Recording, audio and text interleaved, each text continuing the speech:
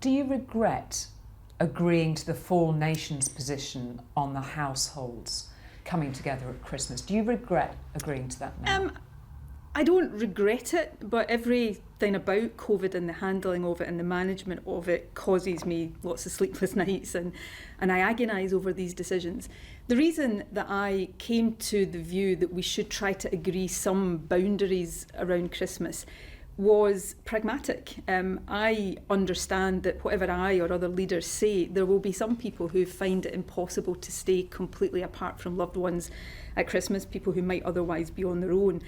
Could you change your position? We are not planning to do that, but we will be giving very clear advice. You're not ruling it out? Well, the reason I'm being perhaps just a little bit more cautious now is because we have had this news this afternoon of a new strain of the virus that has been identified that appears to be faster spreading. Now, I've just had a briefing from my Chief Medical Officer on that, and we'll be considering whether there are implications that call for any immediate additional precautions. Why do you think your personal ratings are so high when your record on COVID, in broad terms, is not much better than England's? I've tried to do my best. I've made mistakes. I've got things wrong. That will undoubtedly continue to be the case. But I've tried to be straight with people about the challenges we face and what we need collectively to do to try to overcome them. What has been your biggest mistake in your view so far?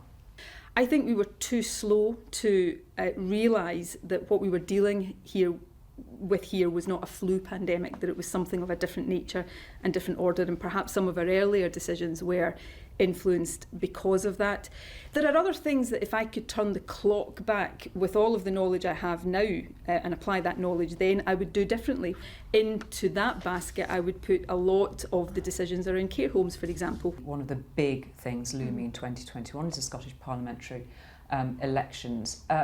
Your critics will point to your record on the NHS, on education, which you wanted to be judged on.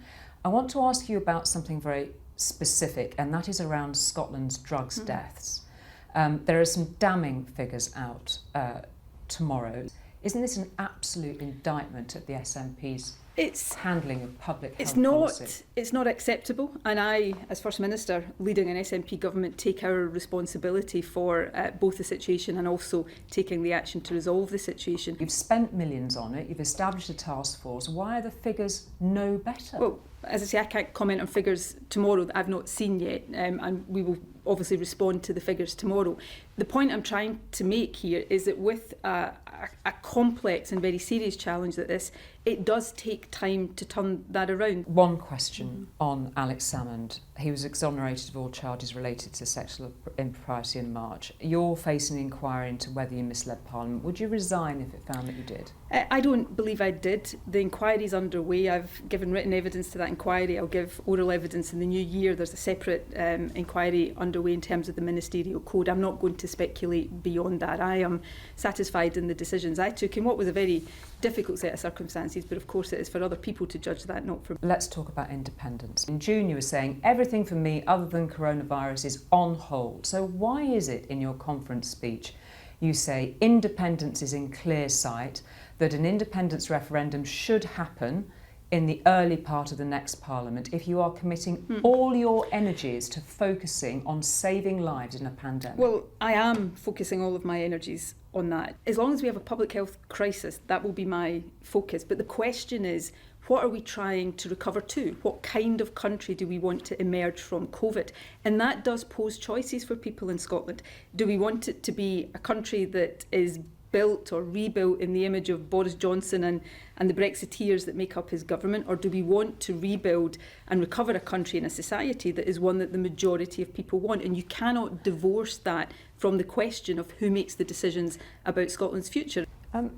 Were Kate and William not welcome in Scotland when they made their visit? Of course they're welcome. Everybody right now is living under travel restrictions. Everybody is living under severe constraints in how we live our lives, and this is not about whether people are welcome or not welcome. As it happens, I didn't make any comment about William and Kate coming here, apart from to say it was a matter for them, not a matter for me. It was perceived as quite a sort of I'm sorry factual, about bold. that. Every single day in the room next door to us here, I stand at a podium and ask people to live under the most horrendous restrictions, not being able to see their families, not be able to travel to different parts of the country.